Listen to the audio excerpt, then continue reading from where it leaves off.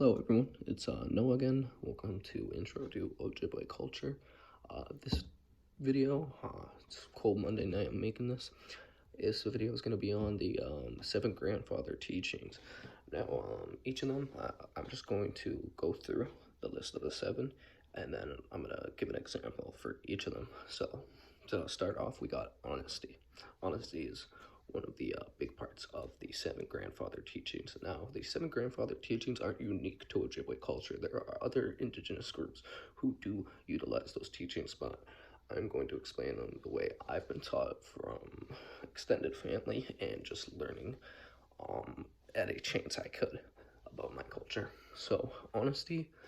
Now, honesty is very important in that everyone wants an honest opinion. Like, when you ask someone the opinion they have on any topic, if you know that they're lying, you will not ask them again. So honesty, it's a very big part in like how you go about yourself. If you're always honest, people are going to respect your opinion. Even if it's not the right answer, they're going to respect the honesty that you're giving. And it's very important to be a respected member of your community. If you're not honest, you're never going to achieve that. And then what coincides with that is another teaching, and that's truth. Being true to not only others and your community, but being true to yourself, not lying to yourself, saying, oh, like you look at yourself in the mirror and picking apart each insecurity you have and going over reasons why that makes you worse of a person. It doesn't. Being true to yourself shows that you're able to be the best version of yourself and then give that best version of yourself to your friends, your family, and your community, which I think honesty and truth, they coincide with one another, and I think it's a huge part in being the best version of yourself. And that's really what these 7 grandfather teachings are trying to help you along your journey of being the best version of yourself. So then the next one, we got humility. Humility is another big one. I mean, all of these are huge in your life. Like, I mean, daily, you could utilize pretty much daily, you could utilize each of these teachings. But humility is being humble. Like, let's say you're in, like, middle school gym class. You just lost a basketball game against the other team. And then you're in the locker room. Everyone's, changing whatever. People are talking, and then there's one guy who's bragging about how many baskets they got. No one likes hearing that. No one likes bragging. It doesn't show you that you care about whatever you did. You just care about the result. And the result is not always the whole story. The result doesn't define you. More or less, you gotta look at the whole thing. Like, it could be something as trivial as basketball, or it could be something huge. And no one likes someone who brags a ton. So being humble shows you that shows others that you're a person who is able to handle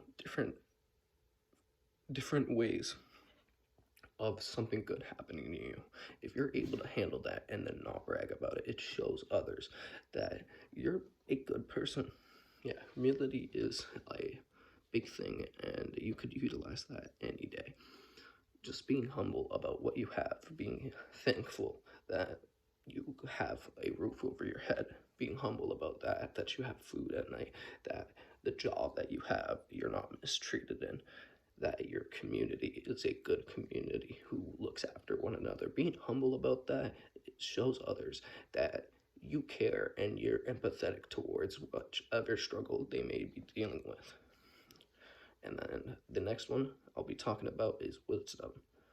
Wisdom is highly important in giving the information to others and to the next generation. Wisdom can be utilized daily and enlightening people on a wide variety of topics. It can literally be about anything, but it's best when it's something you're passionate about.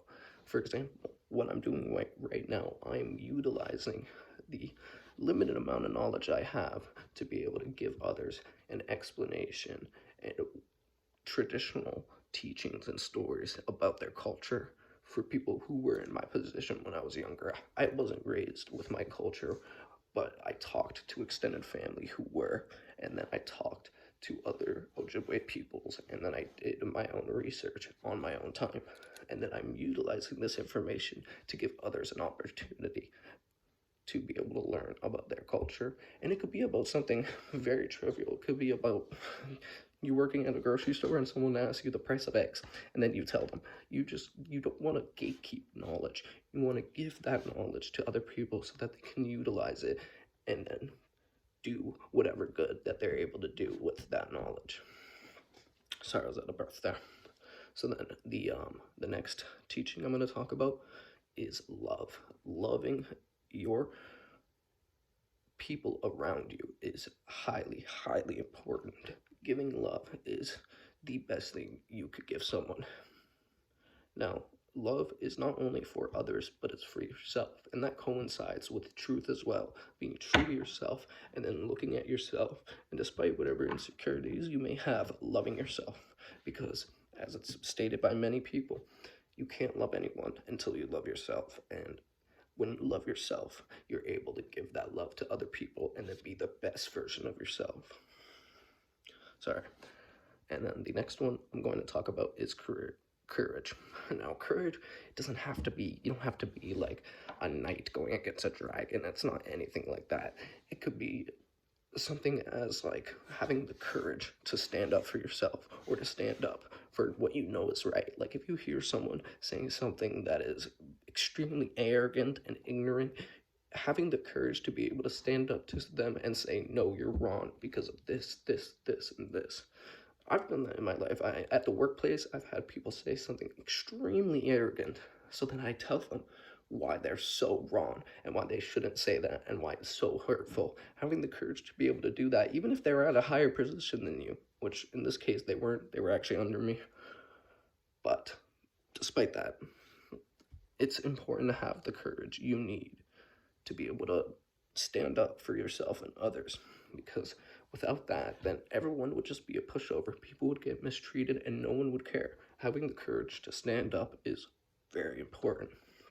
Now, the final thing is respect. You want to give as much respect as you can to everyone that you meet. Excuse me, I'm very sorry. And then you want to have as much respect as you can for yourself, which also coincides with the teaching of love.